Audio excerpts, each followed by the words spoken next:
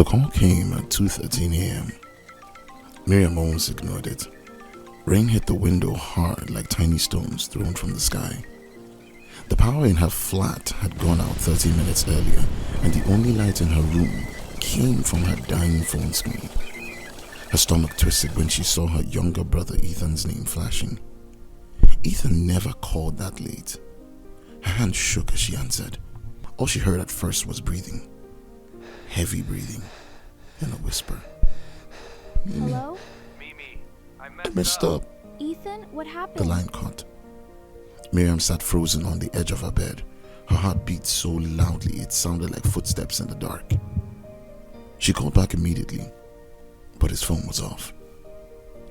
Something was wrong. Very wrong. She threw on a hoodie and rushed outside into the storm. The streets of Birmingham were almost empty, except for the sound of sirens far away. Her mind raced with fear. Ethan had changed over the past year. Since their mother died, grief had swallowed him. He stopped going to church, started hanging around dangerous people, started making easy money. And now this.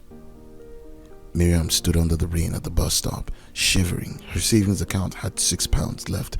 Her landlord had already warned her twice about late rent. Pay your rent by Friday or you're out on the street. Please, She I worked need double more shifts time. at the No care more home time. and still barely survived. Yet, deep inside her spirit, another fear troubled her more than money. God had asked her to trust him, and she had no idea how. After the phone call from Ethan, she searched everywhere for him. She checked the hospitals. She checked police stations. Nothing. By morning, she was exhausted and soaked from rain. Finally, she sat inside a small cafe near the train station, staring blankly at her tea. Jesus, please protect him. A man entered the cafe, wearing a dark coat and cap pulled low over his face. He walked directly towards her. You're Ethan's sister? Fear rushed through her. Who are you? He owes people money. Miriam's blood ran cold. The man leaned closer. He took something that didn't belong to him. Where's my brother? If he wants to stay alive, he needs to return it. Then the man stood up and walked out before she could stop him. Miriam felt sick. She knew Ethan had gotten involved with criminals, but this sounded worse than she imagined. That evening, she finally found him hiding in an abandoned building near the canal. His face was bruised, his eyes red, hands trembling. When he saw her, he broke down crying. I'm sorry. She held him tightly while rain dripped through the broken roof above them. What happened? Ethan explained everything slowly. He had started running errands for dangerous men, deliveries, money transfers, things he never fully understood. But recently he discovered they were involved in trafficking and violence. He panicked and stole evidence from them, hoping to expose them later. Now they wanted him dead. Miriam's heart pounded. You need to go to the police. I can't. Ethan, they have people everywhere.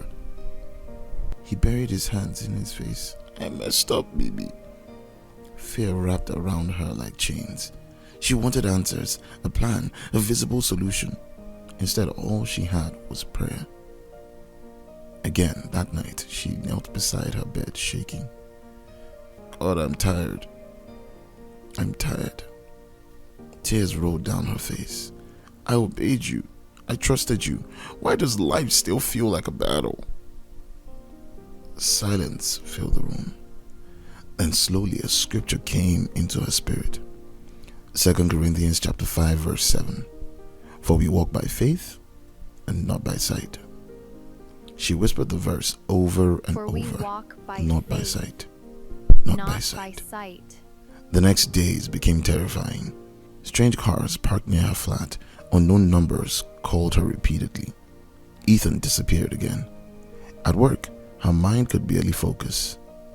One afternoon, while helping an elderly patient eat lunch, the woman suddenly looked at Miriam carefully. "You look troubled." Miriam smiled weakly.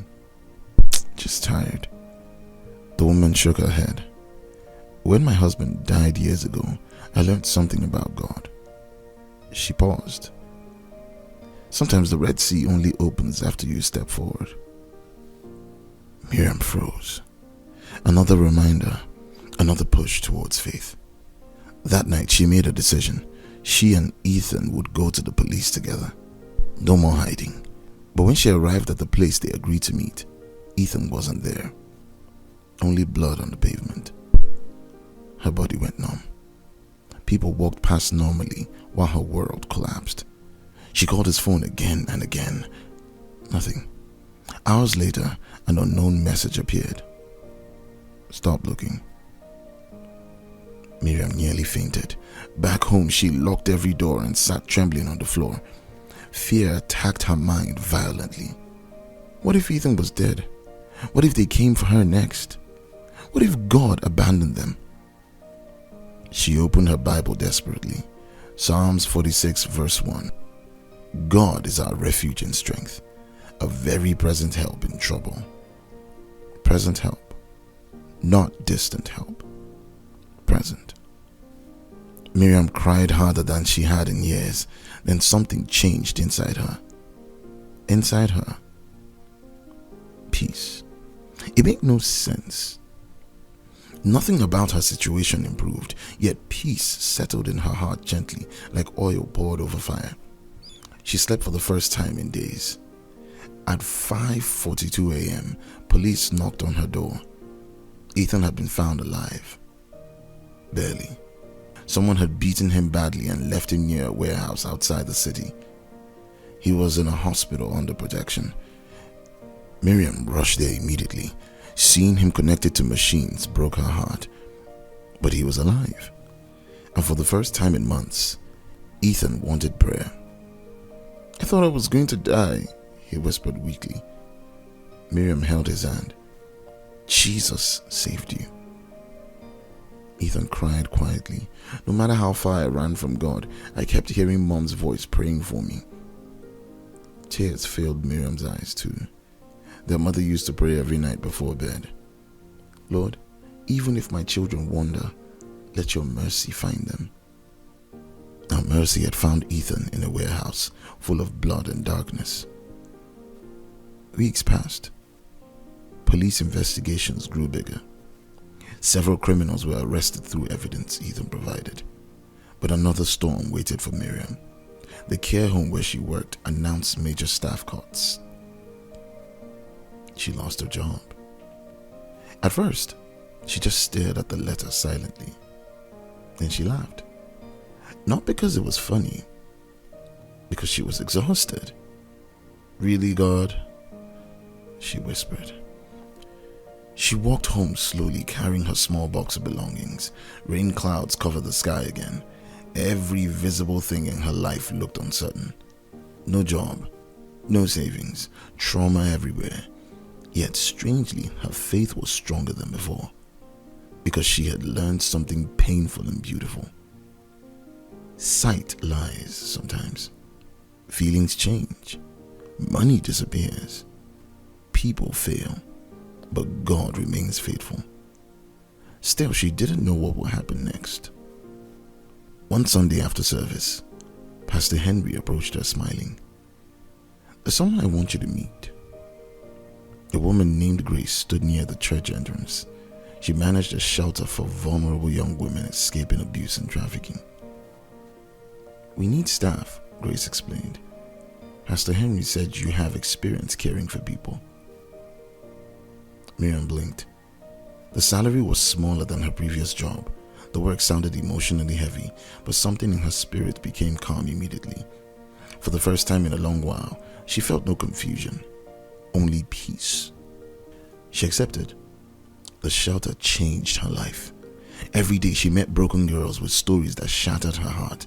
Some had escaped terrible situations, some had battled addiction, some had nowhere to go. And somehow, her own pain helped her understand theirs. One evening, a young girl named Tasha refused to speak to anyone except Miriam. I don't trust church people, Tasha muttered. Miriam sat quietly beside her. I understand. No, you don't. Miriam looked at her gently. I know what it feels like to wonder where God is. Tasha stared at her silently. So Miriam shared pieces of her story. Not the polished church version, the real version. The fear, the confusion, the night she almost gave up. The moment she obeyed God without understanding why. And the way Jesus stayed with her through all of it. Tasha began crying softly. That night they prayed together. Months later, several girls at the shelter gave their lives to Christ. Not because Miriam had perfect answers, but because she saw real faith. Walking by faith did not mean pretending life was easy. It meant trusting Jesus even when life was hard. God is still working.